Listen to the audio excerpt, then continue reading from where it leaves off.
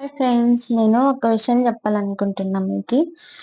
మేము ఇక్కడ షిఫ్ట్ వెళ్తామండి. షిఫ్ట్‌కు అంటే 2:00 నుంచి నైట్ 10కి ఉంటది. మార్నింగ్ షిఫ్ట్ 6 నుంచి 2:00 దాకా ఉంటది. ఇంకొక షిఫ్ట్ చెప్పాను గదా! 3 షిఫ్ట్ ఉంటది.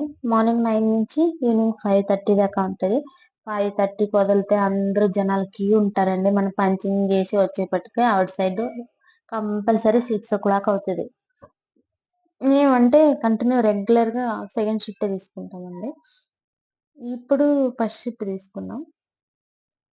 ఫస్ట్ షిఫ్ట్ తీసుకొనేసి 2:00కి వస్తాము. ఒక్కోసారి తొందరగానే వస్తాం.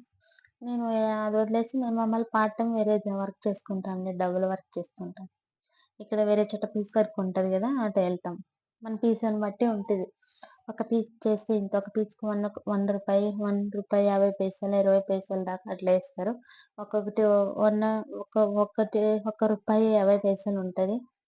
ఒకటి రూ. 2 ఉంటది. ఆ పీస్‌ని బట్టి వాళ్ళకి రేట్ ఫిక్స్ చేసుంటారు. మనం చేసుకునేదాన్ని బట్టి ఒక రూపాయి 500 పీస్ చేసుకుంటే 500 వస్తుంది. ఇప్పుడు చాలా మంది పీస్ వర్కే చేస్తారు ఫ్రెండ్స్ బెంగుళూరులో. ఎళ్తారు పీస్ వర్క్. ఇప్పుడు చిన్న చిన్న పిల్లోళ్ళు ఉంటారు గదా! ఇప్పుడు అత్తమామ సపోర్ట్ ఉండదు వాళ్ళకి. పిల్లల్ని చూసుకోవాలి, స్కూల్‌కి వదలాలి, పిలుచుకురావాలి, మార్నింగ్ టిఫిన్ రెడీ చేయాలి. అట్లా పాపం వాళ్ళతో చూసుకొని స్కూల్ నుంచి పిలుచుకొని మళ్ళీ అట్లనే డైరెక్ట్ ఫ్యాక్టరీకి తీసుకెళ్ళి ఆడ బెట్టుకొని వర్క్ చేసుకుంటారు. అట్లా చాలా మంది గూడా చేసుకుంటారు.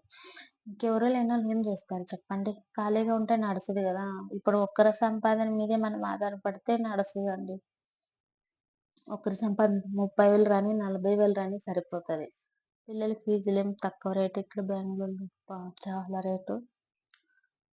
40,000 రాని సాలదు, 50,000 రాని సాలదు. అట్లే మనము ఎళ్తే ఒక 20 దాకా 20,000, 10,000 వస్తాయి. ఏదో ఒకదాని ఖర్చులకయితదని పొద్దున్నే పిల్లలకి టిఫిన్ రెడీ చేసి, తీసుకెళ్ళి, వదిలి, మళ్ళీ 3:00 పిలుచుకొనొచ్చి, మళ్ళీ అట్లే డైరెక్ట్ ఫ్యాక్టరీకి పిలుచుకెళ్ళి, ఆడ పెట్టుకొని వాళ్ళతో మనం వర్క్ చేసుకొని, ఈవినింగ్ మన చేత పిలుచుకొని వెళ్ళొచ్చు. అట్లా గూడా అలో ఉంటది. చేసుకోవచ్చు. మనం సంపాదన చేసుకోవాలంటే ఎట్లైనా చేసుకోవచ్చండి. మన తెలివిని బట్టి, టాలెంట్‌ని బట్టి చేసుకోవాలి. ఖాళీగా కూర్చుంటే అంటూ నడసదు. ఎందుకంటే పెద్ద పెద్ద సాఫ్ట్‌వేర్ కంపెనీలు అట్లా వాళ్ళే ఇప్పుడు సపోజ్ మా మేడం ఒకాముంది. నేను స్టార్టింగ్ అక్కడ టైలరింగ్ చేసేదాన్ని. ఆమెకు నెలకొచ్చి లక్ష 6,60,000 అంట సాఫ్ట్‌వేర్ ఆమెకి. అంత సాలరీ ఉండే ఆమె. ఇంట్లో వాళ్ళ హస్బెండ్‌కొచ్చి 15,00,000 వస్తదంట నెలకి. వాళ్ళ ఇంట్లో నేను 1 ½ ఇయర్ వర్క్ చేశానండి. ఆమెకిప్పుడు 6 మంత్ బాబు పుట్టిండు. 6 మంత్ బాబయి ఆడ ఒక పని మనిషిని, ఒక అమ్మాయిని బాబుని చూసుకొని ఒక అమ్మాయిని పెట్టేసి వర్క్‌కెళ్తది ఆఫీస్‌కి. మా సార్‌కొచ్చే సాలరీ చాలదు ఆమెకి. అట్లా సంపాదన చేసేవాళ్ళకి రావంతం ఉంటది చేసుకోవాలని. ఇంట్లో ఉండదండి.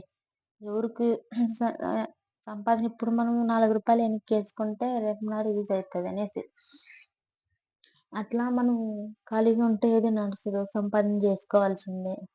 మనం రేపు నాడు ఏ టైంకి ఏ ప్రాబ్లమ్ వస్తుందో చెప్పలేం గదా! అట్లే మనకు మంచిగా ఉన్నప్పుడే రూ. 4 మనం సంపాదన జేసి ఎత్తిపెట్టుకోవాలి. మనకు కాకపోయినా మన పిల్లలకైనా యూజ్ అయితది కదా! అలా. అట్లే చాలా మంది ఆడోళ్ళు పిల్లల్ని చూసుకొని వర్క్ చేసుకుంటారు బెంగుళూరులో. పీస్ వర్క్‌కెళ్తారు. ఒక్కొక్కరు ఇంట్లో ఉండేవాళ్ళుంటారు. ఎళ్ళేవాళ్ళు ఎళ్తారు.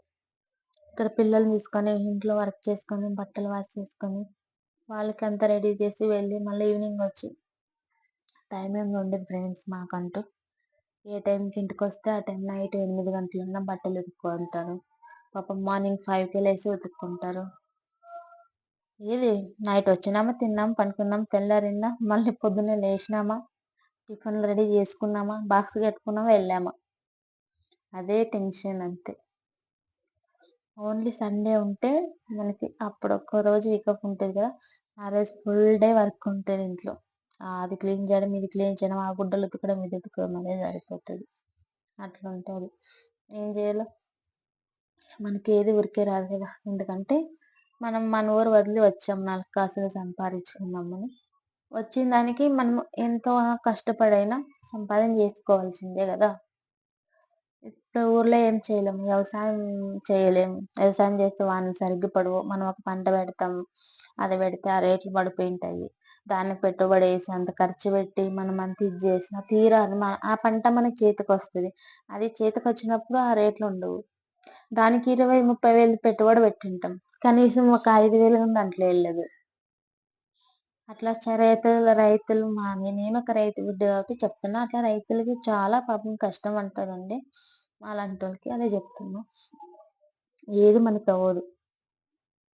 మనం ఏది చేయాలన్నా ఇప్పుడు మనం బోర్ కింద పంట పెట్టాలన్నా మనం ఒక్కరి చేత అవుతదా? నలుగురు, 5 మంది కూలోళ్ళని పెట్టాలి గదా! ఆ నలుగురు, 5 మంది కూలోళ్ళని పెట్టినా ఒక్కొక్కరికి 300, 350 పడుతుంది.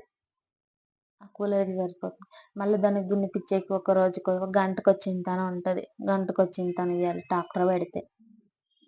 దానికి సగం డబ్బులియ్యాలి.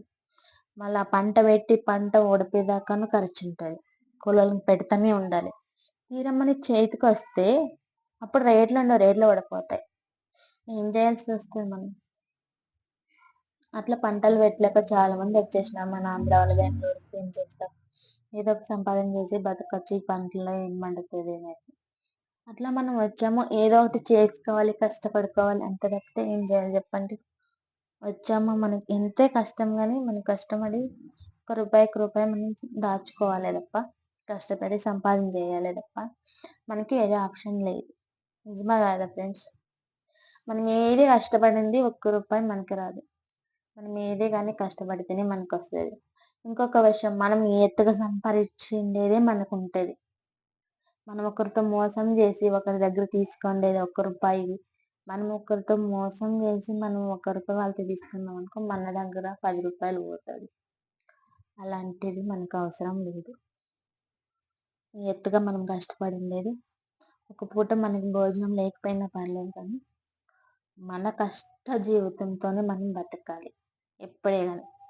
అర్థమైందా? అదే నేను అంటున్నా. ఓకేనా? బాయ్. సబ్స్క్రైబ్ చేసుకోండి ఫ్రెండ్స్.